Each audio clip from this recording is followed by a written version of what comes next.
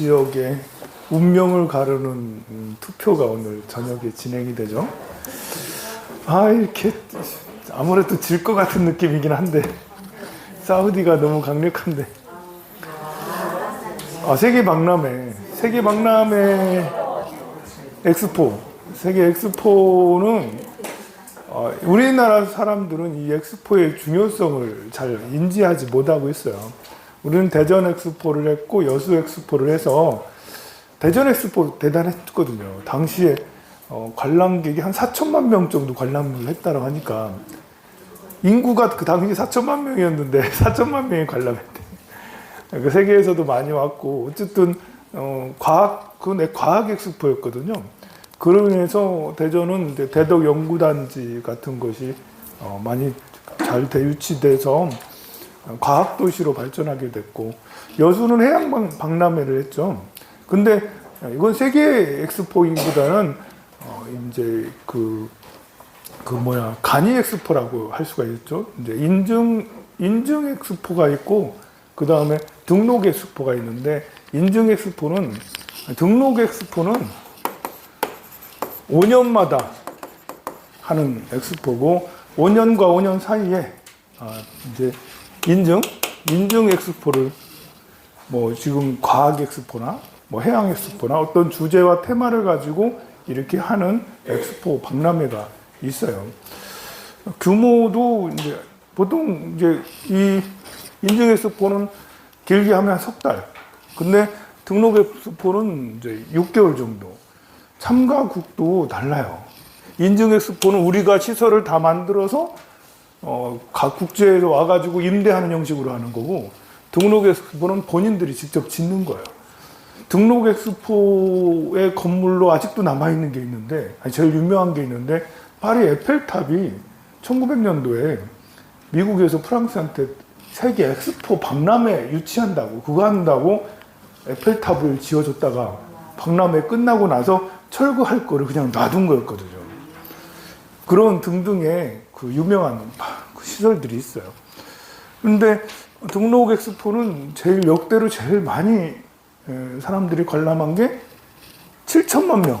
7천만 명. 7천만 명까지도 7천만 명이 넘었어. 7,100만 명인가? 이게 세계 사람들이 7천만 명이나 와가지고 관람하는 그 엑스포는 어디였을까요? 바로 2010년에 상하이 엑스포였습니다. 역대 최대 관람객이었어요. 이 세계 엑스포는 본래 취지가 자기네 나라의 과학이나 문명 이만큼 발전했다는 걸 자랑하기 위해서 만들었거든요. 1950년도에 영국에서 런던에서 최초로 하고 나서 계속해서 5년마다 개최를 하는데, 그 다음으로 유명한 게 파리 엑스포예요. 우리나라 대한제국에서도 엑스포에 2번이나 참석을 했어요. 1895년인가요? 시카고 엑스포인가? 그쪽에 가서 우리나라의 자주 독립 내지 우리나라는 조선은 이런 거 다 대조선이라는 그 부스를 만들어가지고 우리나라도 참여를 했고, 파리는 또 가가지고 역시 파리에도 가가지고 우리가 자주 국가다라는 것을 이렇게 어쨌든 역설을 가서 엑스포에 가서 하긴 했어요. 그 노력을 하긴 했죠. 그 이후에 계속 이제 엑스포가 열리면서 대체로 유럽에서 제일 많이 하고, 유럽, 미국 이런 데서 주로 많이 하지, 아프리카라든지 아시아에서는 1970년도에 오사카에서 이제 아시아에서 개최를 하게 됩니다. 오사카에서 엄청 열심히 준비해가지고 그때 당시 4천만 명 넘게 대호황을 이뤘어요. 그래서 오사카가 이제 세계적인 도시로 발돋움하는데 큰 역할을 했죠. 그 기록이 한동안 안 깨지다가 20년이 지나서 1990년대인가요? 한 40년 안 깨졌나? 한동안 안 깨지다가 미국의 시카고에서 했던 거야. 그쪽에서 하면서 5천만 명 가까이 넘으면서, 어쨌든 일본의 오사카 당시에 엑스포는 세계적인 큰 이슈였어요. 1970년도니까. 그러다가 이제 이렇게 중국의 상하이 엑스포는 대단했어요. 2010년을 생각해 보세요. 중국이 막 급부상하고 미국하고 중국하고 갈등 없이 제일 좋을 때 2012년인가요? 시진핑이 주석이 된 게 2012년인가 그러니까 시진핑 주석 되기 전에는 미국하고 괜찮았다고. 그래서 상하이 엑스포는 중국에서도 모든 재력을 다 쏟아붓고 중국의 기술력도 다 쏟아붓고 심지어 전 세계 192개 국가에서 참여를 했어요. 엄청나게 많은 그 등록된 국가들이 다 참여를 해가지고 대호황을 이뤘죠. 근데 2015년도는 어디서 했지? 2015년도는 어디서 했는데 까먹었네. 2020년도는 이번에 저기 듀바이에서 했거든요. 2020년도엔 듀바이에서 했는데 코로나 중에 했어요. 그때 우리 뉴스를 여러분들이 기억할지 몰라요. 코로나 중인데도 듀바이 해가지고 사람들이 많이 모여가지고 세계 박람회를 했더라. 기억 안 나나? 박람회에 대해서 관심이 없어가지고 여러분들이 저는 세계 박람회에 대해서 알았기 때문에 그때 방송을 유심히 봤는데 참 그 코로나 전 세계 코로나 상황에 2020년 가을인가 그럴 때요. 전부 다 마스크 쓰고 다닐 때인데 그래도 두바이에서 박람회를 엄청 잘 치러가지고 2천만 명 넘게 거기서 관람을 했다라고 그래요. 6개월 정도 하는데 코로나임에도 불구하고 2천만 명이 넘게 관람한 건 대단하죠. 그리고 2025년 어디서 개최를 할까요? 다시 오사카에서 개최를 합니다. 난 그래서 이게 참 그래. 오늘 발표하는데 오사카에서 2025년에 하고 다시 또 아시아에 대한민국에서 할까? 2025년도에 오사카에서 하는데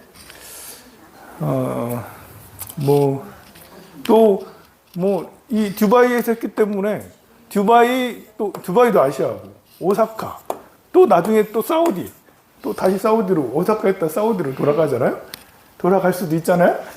아니면 이쪽 오사카에 하고 서울에서 또 다시 열릴 것인지 정부에서 총력을 기울여서 하고 있는데 이게 이제 세계 박람회는 월드컵이나 올림픽보다 저는 비중이 더 크다고 봐요. 월드컵이 아무 나라나 열릴 수 없잖아요. 우리도 단독으로 못 했잖아. 일본도 월드컵을 한 번도 개최를 안 했죠, 그죠? 우리랑 둘이서 공동 개최를 한 게 처음이죠, 아마. 아직까지 일본도 개최를 하지 못하는 그런 문화적 차이이기도 해요. 축구에 대한. 그렇지만 그거는 이제 이렇게 스포츠고 문화나 과학.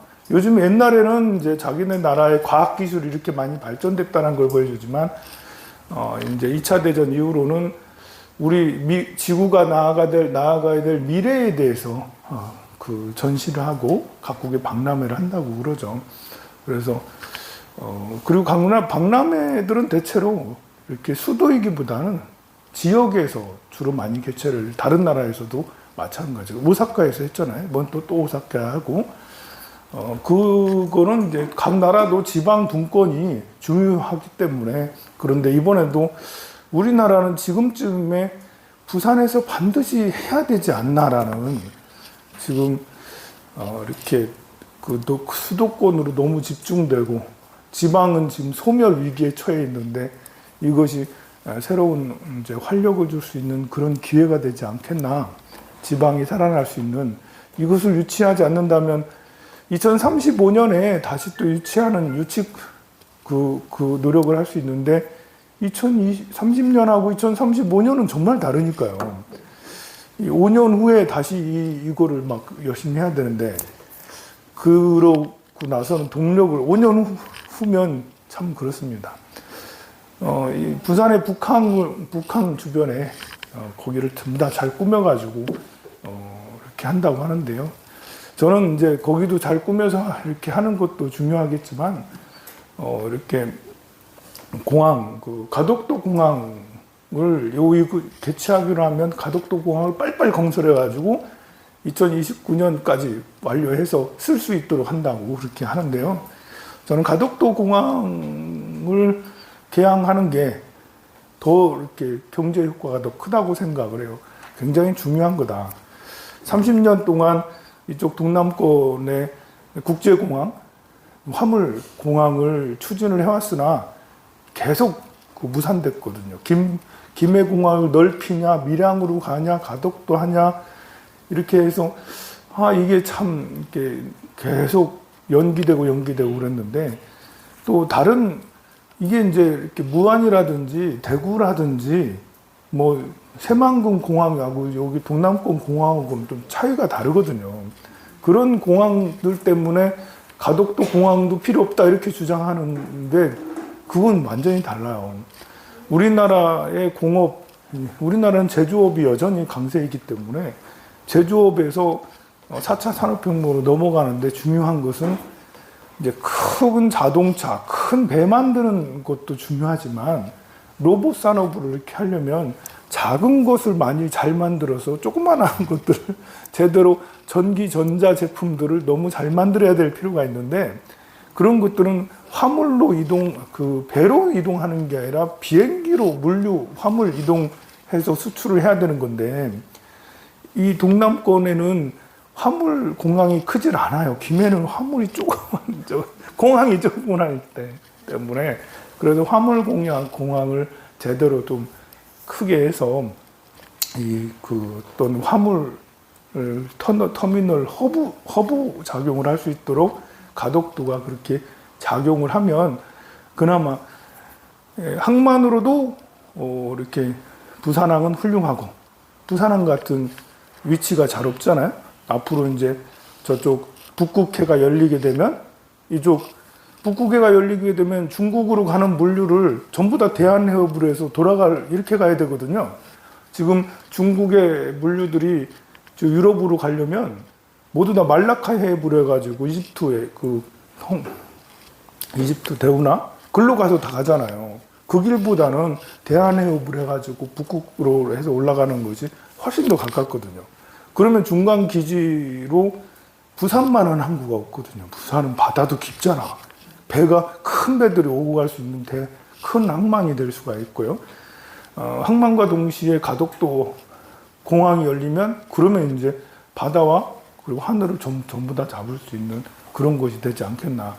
그런 대이벤트가 있지 않으면 가덕도가 30년이 될지 35년이 될지 40년이 될지 50년이 될지 몰라. 가덕도 공항 안 만들어줄 수도 있어. 정부 예산이 집행이 안 될 수도 있어요.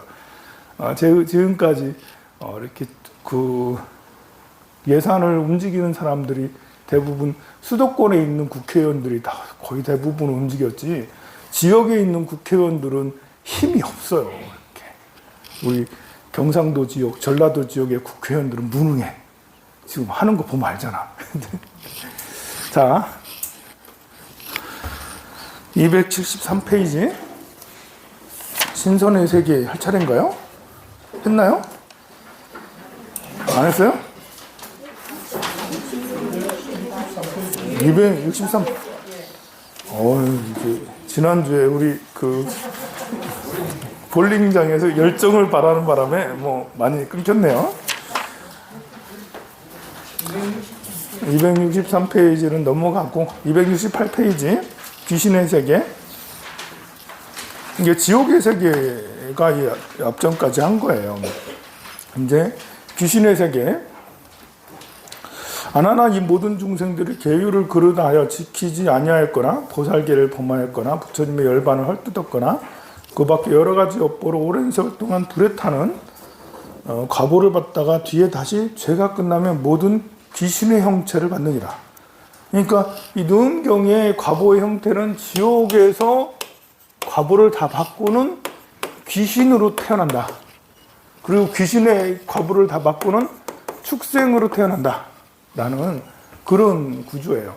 물론 우리가 이제 지옥에서 곧바로 사람으로 태어날 수도 있겠지만 그런 것보다는 과보를 받고 나서 귀신으로 된다. 귀신의 형체를 받는다. 만약 본래 여빈에서 물질을 탐하여 죄가 단 이러한 사람은 죄가 끝나면 물질을 만나 형체를 이루나니 그 이름이 괴귀, 그 다음에 밑에 보면 발귀가 있어요. 그 다음에 매귀가 있어요. 근데 이렇게 보면 여색을 탐하여 죄가 된 그런 사람은 죄가 끝나면 지옥에서 죄를 받고 나면 바람을 만나 형체를 이루나니 발귀가 되고, 미혹을 탐하여 이렇게 돼서 죄가 끝나면 짐승을 만나 형체를 이루나니 이름이 매귀가 돼요. 이게 바람을 만나 형체를 이루고, 짐승을 만나 형체를 이루고, 물질을 만나 형체를 이루고, 이게 이제 나무를 만나서 형체를 이루거나, 사람을 만나서 형체를 이루거나, 돌을 만나 바위에서 형체를 이루거나, 이런 바위신, 목신, 사람 따 이런 귀신 이런 것들을 말하는 거죠.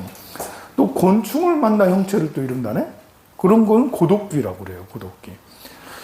그리고 기억을 탐하다가 죄가 된 그런 사람은 죄가 끝나면 쇠퇴한 운수를 만나 형체를 이루나니 여기가 된다. 그 다음에 거만함을 탐하다 죄가 된 그런 사람은 죄가 끝나면 죄가 끝나면 기운을 만난 형체를 이루나니 악귀가 된다. 등등의 이런 역사기, 망량기, 전송기 등으로 환생하게 됩니다. 그 다음에 축생의 세계, 귀신의 업보가 이미 다 끝나면 정과 생각이 둘 다 공허하게 되어 비로소 세상에서 원래 비쳤던 사람이나 원수끼리 서로 만나게 되나니 그 몸은 축생이 돼서 묵은 빚을 갖게 된다. 이제 호랑이가 돼서 사람을 잡아먹는다. 늑대가 돼서, 곰이 돼서 잡아먹는다. 또는 고양이가 쥐를 잡아먹는다. 이렇게 축생들은, 포유류들은 뭐 이렇게 호랑이가 토끼를 잡아먹기도 하고, 이렇게 서로 원결이 되는 거예요. 멧돼지가 뭘 하기도 하고, 등등의 축생이 돼서 묵은 빚을 갚는다.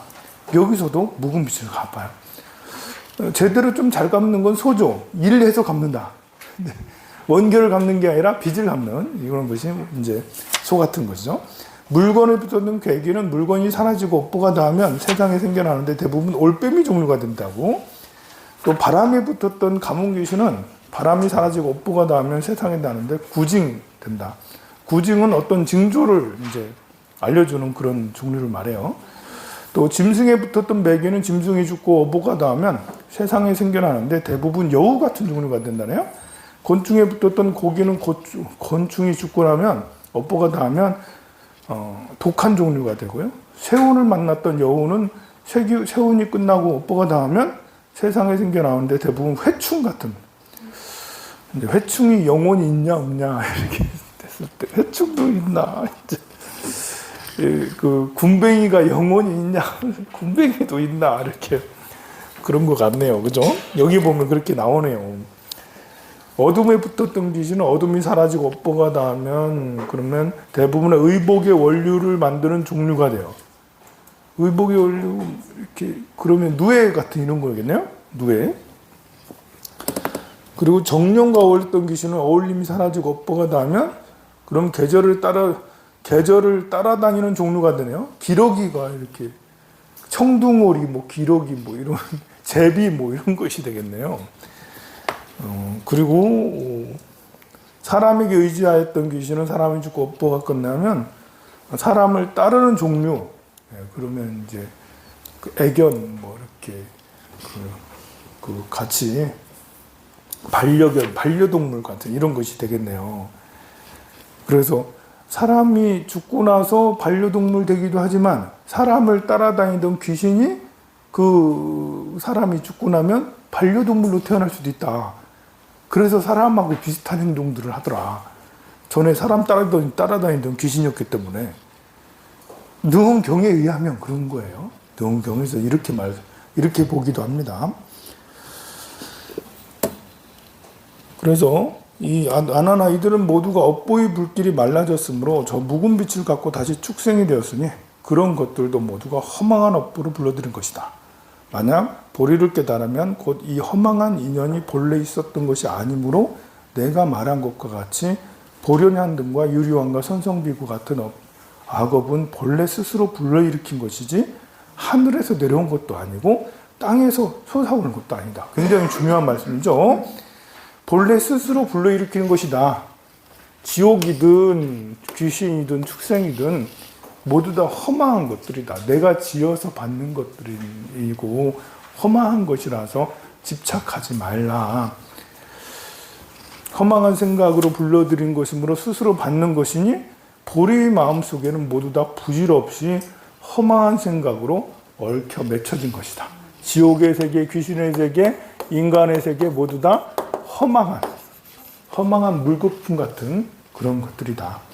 인간의 세계, 또다시 아나나 이러한 축생들이 묵은 빚을 갚을 적에 만약 그 갚는 이가 갚을 것보다 더 갚았으면 그런 중생들은 다시 사람이 돼요.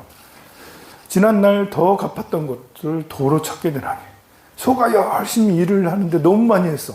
그래가지고 사람이 된다는 거네요. 그 사람이 힘이 있고 겸하의 복덕이 있으면 인간 세상에서 사람의 몸을 버리지 않고 더 받았던 것을 능력껏 갚아주겠지만 만약 복이 없는 이라면 다시 또 축생이 된대요. 아나나 마땅히 알아야 된다. 만약 돈이나 재물을 쓰거나 혹 그 힘을 부릴 적에 보상이 충분하면 그만둬야거늘 만일 그 중간에 상대의 목숨을 죽이거나 고기를 먹으면 그러한 것은 티끌같이 오랜 세월이 지나도록 서로 잡아먹고 서로 죽이는 것이 마치 굴러가는 바퀴가 서로 오르락내리락 하는 것 같아서 끊임없이 되니 사마타를 덮거나 부처가 세상에 출현할 때를 제외하고는 그치게 할 수 없다. 이 악업을 그치는 방법은 두 가지입니다. 두 가지. 사마타를 수행을 해서 닦거나 부처가 세상에 출현하면 그러면 이제 그 악업이 굳혀진다고 그래요. 너는 마땅히 알아야 된다. 올빼미의 종류가 갚을 만큼 갚고 형상을 회복하여 사람의 세계에 태어나면 어리석고 미련한 무리에 참여되고 흉한 것을 알리는 종류는 갚을 만큼 회복하여 사람의 세계에 태어나면 이상한 무리가 된대요. 또 여우 같은 종류는 회복해서 사람이 되면 용렬한 무리가 되고 독한 종류가 되면 사나운 무리로 참여하게 되고 해충의 종류는 사람으로 태어나면 미천한 무리가 되고 잡아먹히는 종류가 태어나면 유약한 무리가 되고 의복의 원류가 되던 종류가 사람으로 태어나면 노력하는 무리가 되고요. 때를 알리던 종류는 글을 잘하는 무리로 태어나고 아름다운 일을 알리던 종류 까치같이 이런 거겠네요. 그러게 나면 청명한 무리가 되고 계절을 따르던 종류들은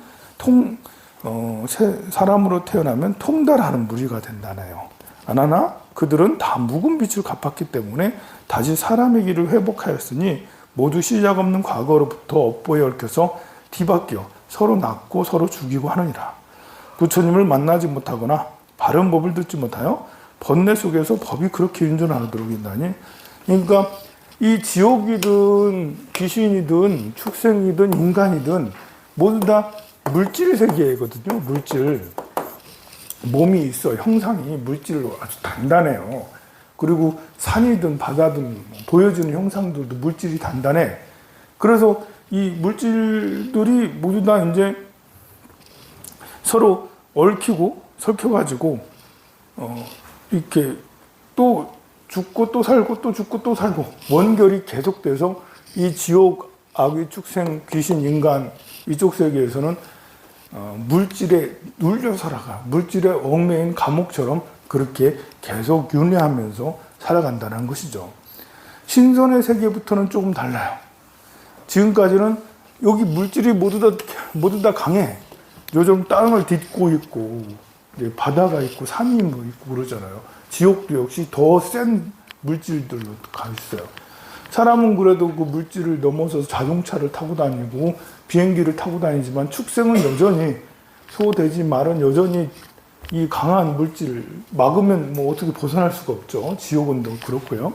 근데 신선의 세계를 보면 어떤 사람이 바른 깨달음을 이제 산마지를 닦지 아니하고 따로 허망한 생각을 닦아서 생각을 보존하고 형체를 견고하게 하여 인적이 미치지 않는 살림으로만 다니는 10가지 신선이 있다. 그러니까 깨달음에 이제 삼매를 닦으면 신선이 되는 게 아닌데 허망한 생각을 닦아서 신선이 된다. 그러니까 외도인 거예요. 외도. 산마지를 수행을 제대로 하면 그런 보살승, 성문승으로 가는데 여기는 이렇게 허망한 생각을 닦아서 신선이 되는데 10가지 신선이 있다라고 그래요. 저 모든 중생들이 약을 먹어 건고하게 하기를 쉬지 아니하여 먹는 도가 원만하게 이루어진 이는 지행선이라고 신선 중에 약을 잘 먹어서 좋은 약을 먹어서 신선이 되기도 한대요. 이 신선은 대체로 오래 살고요. 나이가 오래 살고 이렇게 식이 맑아서 보고 듣고 하는 것이 이렇게 남다르다라는 것이죠.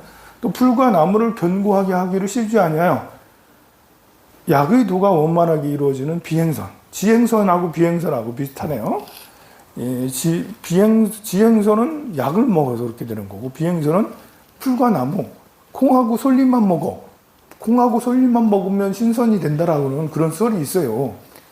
그리고 이렇게 무슨 단약을 만들어서 그걸 계속 먹으면 신선이 된다라고 그러죠. 진시황이 이렇게 중국 전역을 천하통일하고 나서는 더 오래 살고 싶어서 신선이 되는 방법을 연구하다가 계속 좋은 거 먹다가 수은으로 중독돼서 죽었다는 말이 있거든요. 당시에는 이렇게 내단에서 단전에 내단을 뭐 이렇게 하는데, 수행을 해서 내단을 만들어야 되는데 뭘 먹어서 수은을 먹으면 내단이 형성된다라는 그런 말 같지 않은, 지금 같으면 수은은 중독돼가지고 중금속인데 당시에는 그래서 수은 중독이라는 썰이 유력하죠. 그 다음에 금속을 견고하게 하기를 쉬지 아니하여 변화하는 도가 원만하게 이루어지는 유행선, 그리고 행동거지를 견고하게 하기를, 여기 금속을 원만하게 한다는 것은 이제 이렇게 그 성관계를 하지 않는다라는 거예요. 성관계를 안 하는 것만 해도 신선의 이거를 이룰 수 있다라는 그런 것이 있는 거예요. 또 진액을 견고하게 하기를 쉬지 않는다. 이거는 이제 침을 뱉지 않고 침을 내 몸에서 막 돌리는, 내 몸에서 진액이 빠져나가지 않게 해서 진액이 안에 돌게 하면서 이렇게 하면 신선이 된다라는 이상한 썰이 있는데, 그렇게 한다라는 천행선. 또 정색을 견고하기를 쉬지 않는다. 뭐 여기는 정색을 태양이라고도 하는데요. 태양을 바라보고 막 이렇게 하는 그런 거, 아니면 뭐 이렇게 그 정액을 이제 낭비하지 않고 정액을 단련하는 뭐 그런 걸 수도 있겠네요. 주문과 금계를 견고하게 하기 쉬지 않고 술법을 원만하게 이루어지는 일은 도행선. 주문과 금계를, 요거는 이제 수행을 조금 하는 순서이네요. 그래서 여기서부터는 그 위에 천행선까지는 이제 이렇게 지행선이라고 해서 땅 위에 있는 신선이고, 이 뒤에 5가지 신선은 하늘을 날아다닐 수 있는 공행선이라고 그래요. 그러니까 이제 도가 높으려면 주문과 금계를 견고하게 한다라고 그런 거죠. 생각을 견고하게 하기를 쉬지 않고 사는 신선은 조행선, 사기의 어울림을 견고하게 쉬지 않고 감흥에서 이루어지는 건 정행선, 또 변화를 견고하게, 변화는 이제 이렇게 마술처럼 법술을 행하는 거예요. 그렇게 해서 하면 절행선이 된다. 안 하나? 이러한 사람은 모두가 다 사람들 중에서 마음을 단련하되 바른 깨달음을 닦지 아니하고 따로 장생하는 이치를, 오래 살려고 하는 이치를 터득하여 수명이 1000만세를 사는데, 깊은 산속이나 혹은 큰 바닷가에 섬 등의 인적이 이르지 않는 곳에서 산다. 인적이 이르지 않는 곳이 깨끗해서 그런가?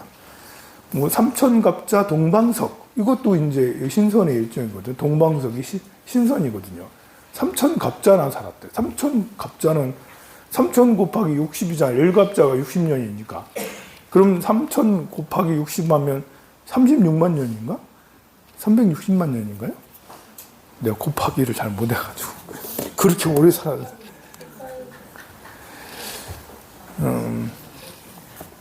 그들도 윤회 허망한 생각으로 유존하면서 삼매를 닦지 아니하였으므로 과보가 닿으면 흩어져서, 이것도 역시 과보가 닿으면 흩어져서 여러 세계의 부류에 들어갑니다.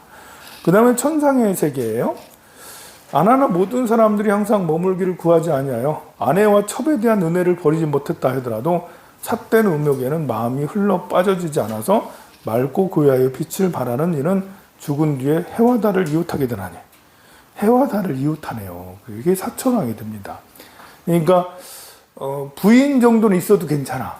욕심, 탐욕을 이렇게 해요. 유격천이라고 해서 천상이, 우리가 이제 지옥, 악의, 축생, 인간 이렇게 있는데, 그 다음에 신선이 있는데, 인간 밑으로는 여기는 이제 이렇게 물질이 그냥 뭐 너무 꽉꽉 차 있으니까요. 물질에 얽매여서 벗어나기 어렵고, 신선부터는 수행을 하는 거죠. 닦아요. 그런데 신선은 아까 말한 대로 10가지 방법으로 닦고, 그 다음에 여기 천상은 일단은 천상의 단계는 전부 다 해가지고 28개 천상이 있거든요. 28개 천상이나 있어요. 그 중에 6개 천상은 유욕천이라고 그래요. 유욕천. 욕심이 아직 남아있다. 이 전부 다 욕심이 남아있지만, 점점점 욕심을 버려서 점점점 욕심이 엷어지잖아요. 근데 천상에서도 아직 욕심은 남아있다. 그 중에 사천왕은 결혼해서 일곱 명 있잖아요. 아내와 첩에 대한 사랑. 첩까지도 있네? 첩까지도 있네요. 은혜를 버리지 못했더라도 삿대는 음욕에 빨려들지 않아. 그러면 사천왕천에 태어날 수 있다. 공덕은 이제 많이 지어야 되겠죠. 당연히 악업은 없고 원결은 없습니다. 원결이라는 거는 밑으로 떨어지는 거잖아요. 마음의 원망심이 일어나, 미움이 일어나. 마음의 원망심과 미움은 이렇게 그물이 되는 거예요. 그러니까 고사님 허리 괜찮아요? 목이에요? 허리가 아니고 목 디스크. 고사님이 날 미워해, 속으로 미워하면 내가 천상에 날 수가 없어요. 왜냐하면 미움의 그물이, 원망의 그물이 나한테 쳐져서 그게 형상으로 되니 원망의 그물이 인과로 연결돼야 돼. 그러니 내가 뭘로 다 태어나서 고사님 미워하는 나를 때리든지 뭘 하든지 나한테 충격을 줘서 원수를 갚아야 되거든요. 그것이 물질 세계에 이루어지는 우리가 살아가는 거예요. 그러니까 원한이 없는 상태면 일단은 공덕을 많이 지어야지. 제가 여러분들한테 금덩어리를 하나씩 다 주면 저를 엄청 좋아할 거 아니에요. 그러면 원결이 사라져서 일로 태어나지 않아. 그러면 이제 위로 올라갈 수 있는데, 그러려면 일단은 이성에 대해서 또 마음을 정리해야 된다. 첩은 있어도 괜찮으나 은혜하지, 사랑하는 마음을 집착하지 말아야 된다. 그러면 사천왕 될 수 있다. 그 다음은 뭘까요? 자기 아내에게도 음욕과 욕이 얇아져서 깨끗하게 지낼 적에 온전한 재미를 느끼지 못하는 이는 그냥 보살님 보시기를, 거사님 보시기를 그냥 저 보릿자루 보듯이 산다. 바위덩어리 보듯이 산다. 별로 생각이 일어나지 않아. 그냥 맑아. 지나가든 앞에서 벌거벗고 다니든 뭘 하든 아니면 어떤 유혹을 하든 뭘 하든 관계가 없어. 아무 생각이 일어나지 않아. 그러면 도리천에 태어난다라는 거예요. 공덕이 있는 상태에서. 그리고 만나면 애욕에 잠깐 어울리나 떠나면 생각이 없어져서 볼 때는 그냥 괜찮아. 볼 때는 좋아요. 이렇게 하고 헤어지면 아무 생각이 일어나지 않아. 그러면 이제 죽은 뒤에 허공 중에 밝게 편안하게 머물러 해와 달의 광명이 올려 비추어. 해와 달보다 더 높은 곳에 있는 거예요. 그래서 수연마천은 이제 야마천을 말하는 거예요. 야마천. 그리고 네 번째 천상, 모든 시간에는 언제든지 고요했다가 곧 접촉해야 될 대상이 오면 이를 거절하지 못하는. 그러니까 아무 생각도 안 나니까 안 오는데 어쩌다가 와서 이렇게 촉촉한 눈빛으로 바라보면 이거 어쩌나 그러두고 있다가 이제 거절. 이 정도 되면 그러면 세계의 사람이나 하늘의 경계에 접하지 아니하며 이 세계가 다하게 이르더라도 삼재에 미치지 못하는 도솔천에 태어난다. 또 자신은 애욕의 마음이 없되 상대의 요청에 따라 행동함으로 무심하게 행동할 적에 그 맛이 밀랍을 씹는 듯한 이는 죽은 뒤에 초월해서, 그래서 낙변화천, 화락천이에요, 여기가. 그래서 이 성적 욕구, 이성에 대한 욕구에 따라서 천상은 사천왕천, 도리천, 야마천, 도솔천, 화락천, 타와자재천 이렇게 이제 올라갈 수가 있는 거예요. 다른 욕구는 거의 다 많이 사라졌고 성적 욕구는 끝까지 많이 남아 있으니까 그것이 엷어지면서 올라가서 태어나는 자취가 다르다. 그래서 아나나 이와 같이 여섯 하늘의 형상은 비록 동요하는 데에서 벗어났으나 마음의 자취가 아직은 서로 어울리니 처음부터 여기까지는 욥계라고 한다. 그 다음에 제 9권 넘어가서 아나나 세상에 마음을 닦는 모든 사람이 선날을 의지하지 못하여 지혜는 없으나 다만 능히 몸을 단속하여 음욕을 행하지 않아서 다니거나 앉고 간에 생각이 모두 없어지고 애욕의 더러움이 생기지 아니하면 욥계에 머물지 아니한다. 이제 애욕에 대해서 완전히 끊겨진 거예요. 우리가 이제 세계를 바라볼 때, 이제 세상을 바라볼 때 나만 중시하는 사람 있죠. 나만. 내가 행복하면 하는 거고 내가 싫으면 안 하는. 근데 나만 생각하는 사람이 있는가 하면 직장. 그래도 직장은 가져야지. 뭐 부모님이 일확천금을 물려주면 뭐 지 맘대로 살아도 되겠지만 그렇지 않은 다음에야 직장에 가서 이제 이렇게 돈을 벌으려면 요 직장에서 직장을 이해해야 돼. 직장의 관계가 좋아야지. 안 그러면 조금 있다 잘리고 조금 있다 잘리면 고난을 면치 못하잖아요. 직장을 이해하고 직장에 나를 희생해야지. 내가 시간을 가서 써야 돼. 직장에서 원만하게 하려면 맞춰주고 죄송합니다, 미안합니다, 잘하겠습니다, 뭐 사정도 해야 되고 그렇게 해야 되는 거죠. 그러면서 마음이 더 넓어져요. 나만 있는 게 아니라 세상도 있구나. 뭐 넓어지죠. 직장은 또 사회에 속해져 있죠. 국가에 속해져 있어요. 그래서 더 큰 국가. 그래서 옛날에는 국가가 중요했어요. 왜냐하면 왕이 만들어 놓은 틀 안에서 자기 직장을 갖고 살아갔기 때문에. 그래서 옛날에는 충이 엄청 중요시 여겼죠. 그리고 이것이 가정으로 가면 효가 되는 거죠. 이 옛날에는 가정이 좀 컸어요. 가정이 커가지고 대가족이었지. 3대, 4대가 같이 살았어. 그래서 여성들이 시집 가면 회사에 들어가는 거예요. 혼자 사는 게 아니잖아요. 여성은 시집 가는 게 회사 생활을 하는 거예요. 10인 가족, 20인 가족, 그 안에서 회사 생활을 하는 거예요. 그래서 리더십이 있으면 거기서 이제 회장은 이제 대주가 회장을 맡고 밑에 중간 뭐 이렇게 그 반장처럼 또 부장 과장처럼 역할을 해요. 그래도 부잣집 맏며느리가 리더십이 있으면 그 맏며느리 주변의 것들을 다 통솔하면서 다 이렇게 하는 것이, 여기에 이 관이 훌륭하면, 관이 딱 이제 있으면, 관은 이제 통솔력이거든요. 지도력이에요. 지도력을 가진 여성은 여기 직장에 딱 가서 지 역할을 딱 잘해요. 그런데 그러지 않고 여기에 상관을 가지고 있으면 계속 치는 거지. 시키면 싫은데요? 내가 왜? 굳이? 왜? 굳이? 뭐 그렇게 하다가 이제 소방 맞는 거죠. 그래서 반항하다가 이 직장이란 사회에서 축출되는,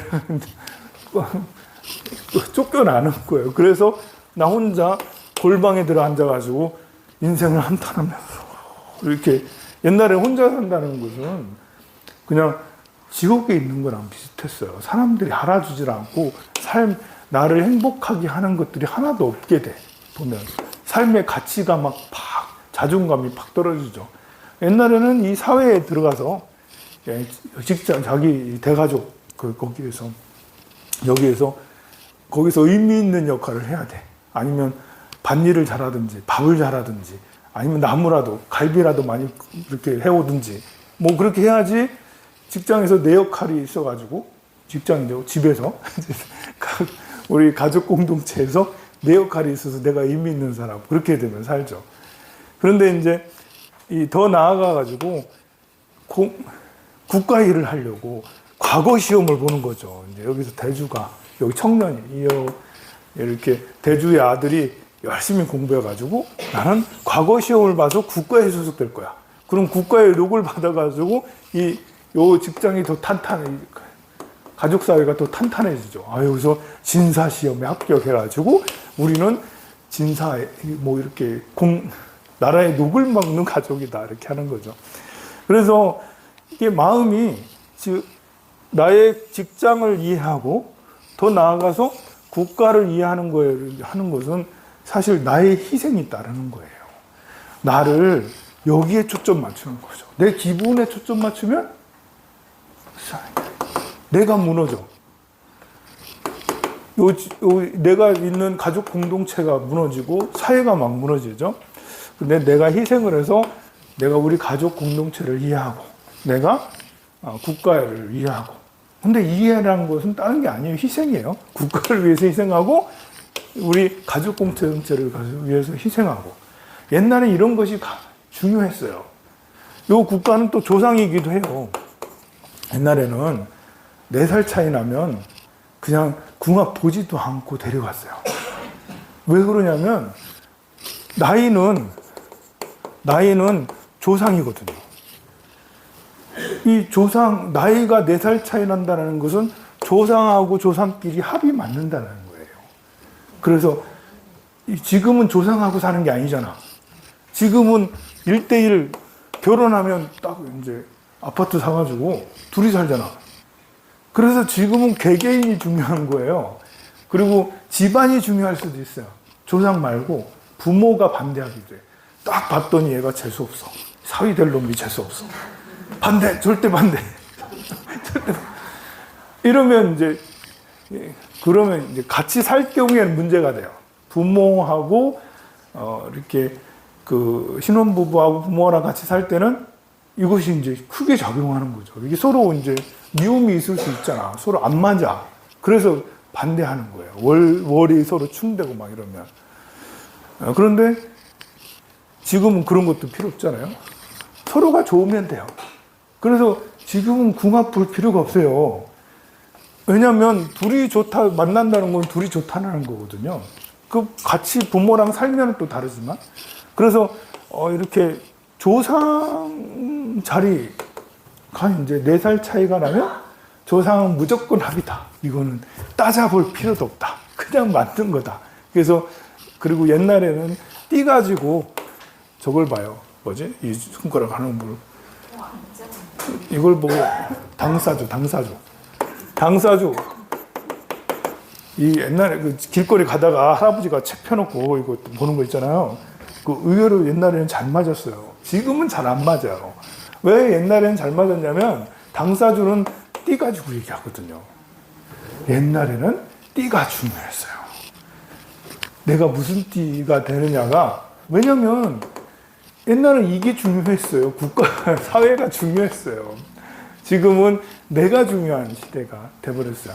근데 여기에서 지금 말하려고 하는 이치는 뭐냐면 나와 가족, 그리고 국가, 조상, 더 나아가서 불교는 국가만 있는 게 아니다. 지옥도 있고 악귀도 있고 축생도 있고 인간도 있고 신선도 있고 아수라도 있고 천상도 있다. 세계관을 훨씬 더 넓힌 거죠.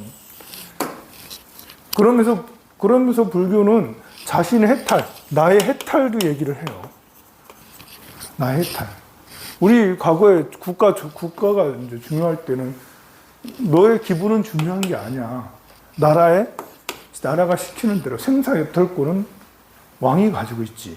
생사여탈권은 대주가 가지고 있었지. 근데 지금의 생사여탈권은 내가 가지고 있지. 내 몸은, 제 목숨은 나한테 달렸잖아. 그런데 우리 불교는 옛날부터 해탈을 나 자신의 해탈을 굉장히 중시 여겼죠. 근데 이런 해탈을 중시 여길 때 불교에서는 가족들도 이해를 해야 된다. 가족에 대한 희생도 같이 하는 거죠. 이해를 한다는 건 희생을 같이 한다는 거야. 상대를 안다는 것은 상대 입장을 내가 이해해줘서 그걸 배려해준다는 거기 때문에 내 기분을 내가 하기 싫어도 알겠어요. 나도 그렇게 도울게요. 이렇게 한다는 거잖아요. 희생이 같이 따르는 거죠. 국가와 조상들을 이해하는 거죠.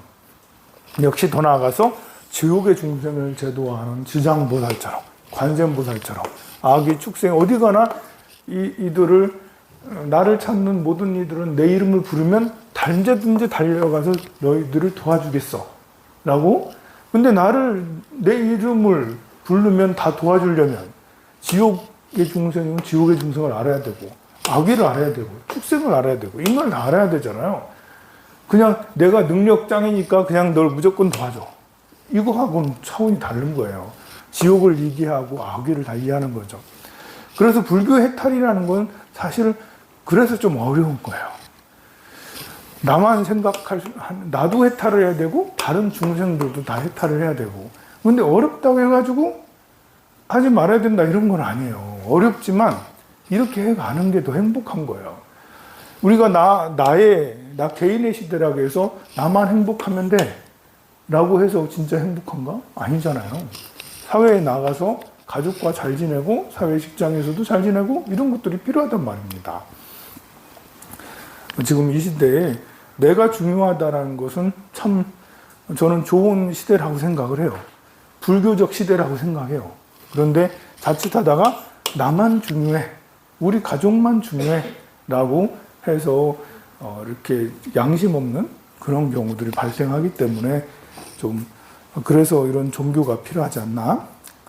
10분만 더 하고 가서 호박 좀 갖도록 하겠습니다. 그 밑에 할 일이 좀 있거든요. 10분만 더 할게요. 이제 276페이지. 아나나 세상에 마음을 닦는 모든 이들이 선날을 의지하지 못하여 지혜는 없으나 다만 능히 몸을 단속하여 음욕을 행하지 않아서 다니거나 앉거나 간에 생각이 모두 없어지고 애욕의 더러움이 생기지 아니하면 욕계에 머물지 아니하나니 그 사람은 즉시 그 몸이 범천의 무리가 된다. 그리고 그 밑에 보면 범보천이 된다. 애욕의 습기가 이미 없어져서 애욕을 여인 마음이 나타나고 모든 계율에 대해 좋아해서 순하게 따르면 이 사람은 즉시 범덕을 행할 수 있으니 범보천이 되고 몸과 마음이 오묘하고 원만해서 위에 결함이 없고 그만한 계율을 깨끗하게 지키고 나아가 밝게 깨닫기까지 하면 이 사람은 때를 따라 응하여 범중을 통솔하게 대범천하게 된다. 그래서 여기서부터는 신선하고 이제 천상 이쪽 위에부터는 마음이 이제 몸을 어떻게 한다라는 게 아니에요. 이게 마음을 마음을 수양하는 이런 곳으로 이제 나아가는 거예요. 그래서 여기 있는 이렇게 색계, 욕계 천상 다음으로는 색계 천상이 있거든요. 색계 천상을 보면 이 무슨 말인지 읽어보면 좋은 말이에요. 되게 좋은 말인데 무슨 말이지? 읽을 때는 좋아. 근데 읽고 나서는 싹 사라져. 이 앞에는 그래도 읽는 거 하고 이렇게 이런 것이 조금만 하면 기억도 나고 그러는데 여기서는 읽고 나면 몸과 마음이 오묘해서 원만해서 위에 결함이 없고 그만한 계율을 깨끗하게 지키고 나아가 밝게 깨닫기까지 하면 그럼 대범천이 된대요. 이 세 가지 천상이 범중, 범보, 대범천이 이게 초선천이라고 그래요. 초선천. 색계는 초선, 2선, 3선, 4선, 불환천 이렇게 나눠지거든요. 총에서 18개 천상이 있어요. 그런데 이걸 읽다 보면 좋은 말씀은 좋은 말씀인데 이거 너무 어려운 말씀, 너무 큰 말씀이다. 정신세계가 높아버리니까 그래. 색계는 마음의 상태가 굉장히 고차원이다 보니까요. 여기 계속해서 277페이지 세 번째 보면 아나나 그 다음은 범천 사람을 통솔하고 범행이 원만하게 돼서 맑은 마음이 동요하지 않는데 그래서 고요하고 맑아서 빛을 내는 이와 같은 무리를 소광천이라고 한답니다. 그리고 빛과 빛이 서로 어울려 밝게 비침이 끝이 없으며 시방세계를 두루 비추어 유리와 같이 된 이러한 무리를 무량한 광천이라고 해요. 그리고 교만한 광명을 흡수해 가져 교화의 실체를 성취하여 깨끗한 교화를 발휘하여 응용이 다음이 없는 이와 같은 한 무리를 광음천이라고 해요. 그래서 색계는 보면 빛으로 되어 있는데 빛도 이제 범중, 범보, 대범천 이후로는 진짜 소광, 또 무량광천, 광음천. 우주는 성주 개공을 하거든요. 빅뱅으로 인해서 막 성장했다가 나중에는 소멸해서 또 공으로 돌아가게 되거든요. 그런데 공으로 돌아가더라도 소멸하더라도 없어지지 않는 곳이 있다라는 거잖아요. 그것이 바로 광음천 이상의 세계라고 그래요. 이게 빛으로 이루어진 이 세계 이상, 광음천 이상, 그 다음에 이제 소정천, 무량광천, 무량정천 이런 천상들은 안 없어진다는 거잖아. 그러면 이 세계의 수명은 또 엄청나게 길다고 할 수가 있겠죠. 우리가 살아가는 인간의 세계만을 생각하고 있으니까 지금 현재 돈이 중요하고 내 외모가 중요하고 하지만 조금 더 이렇게 나아가서 천상의 세계를 생각해서 이렇게 광음천, 소정천, 무량정천 이런 천상들을 생각을 하면 야, 우리는 반드시 이런 세계에 나가야 되겠구나. 지옥하기 축생에서는 진짜 벗어나서 이렇게 위에 천상의 세계로 더 올라가야 된다는 강한 열망이 필요하다고 봐요. 그래서 여기 천상 2선천, 그리고 3선천, 또 4선천까지도 있습니다. 복생천, 복예천까지, 광과천까지 해가지고 무상천까지 해서 4선천까지 있어요. 그리고 279페이지 세 번째 보면 셋째 줄 보면 이 네 가지 수승한 무리는 모두 세상에 여러 가지 괴롭고 즐거운 대상들을 움직이게 할 수 없다. 비록 움직이는 자기가 없는 참다운 경지는 못 되었다 하더라도 얻은 것이 없는 마음의 공부의 작용이 순수하게 익숙해졌으므로 사선, 네 번째 천상이라 한다. 그리고 아나나 이 가운데 또다시 5가지 돌아오지 않는 하늘의 무리가 있으니 아래 세계 가운데 구품의 습기를 한꺼번에 끌어버리고 돌아오지 않는 하늘이 있어요. 그게 바로 불한천이라는 거예요. 불한천. 우리가 이제 불한 많이 들어봤어요. 불한 과라는 데가 있죠. 불한과. 여기는 사다함. 사다함과는 불한과. 다시 돌아오지 않는다. 한 번만 돌아오는 데가 있어요. 아나함. 아나함과는 일례과라고 그래요. 일례과. 한 번만 죽고 난 다음에 다시 한 번만 돌아오면 다시 윤회하지 않아. 애탈을 한다는 거예요. 그러면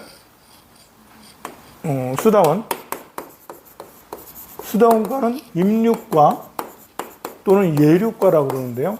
이거는 7생만 환생을 하면 된다라는 거예요. 우리가 반드시 수다원과에 들어가야 돼. 그러면 수다원과로 들어가면 7번만 환생을 하면 더 이상 환생하지 않는다. 윤회에서 벗어난다. 제대로 길만 가면. 그러니까 여기 수다원과에서 안함과로 올라가면 한 번만. 사다함과가 되면 다시 돌아오지 않아도 돼. 거기서 그냥 끝나는 거예요. 그러면 제일 마지막에는 아라함과죠. 아라함과는 응공이라고 그러죠. 응공. 아라함. 그래서 여기에 있는 사다함과에 이런 사람들이, 사다함과에 이런 생명들이 가는 곳이 바로 불한천인 거예요.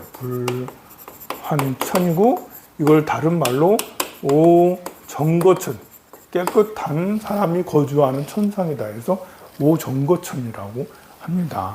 오정거천 여기에 있는 무번천, 무열천, 선현천, 선견천, 그리고 색구경천 이렇게 얘기를 하는 거예요.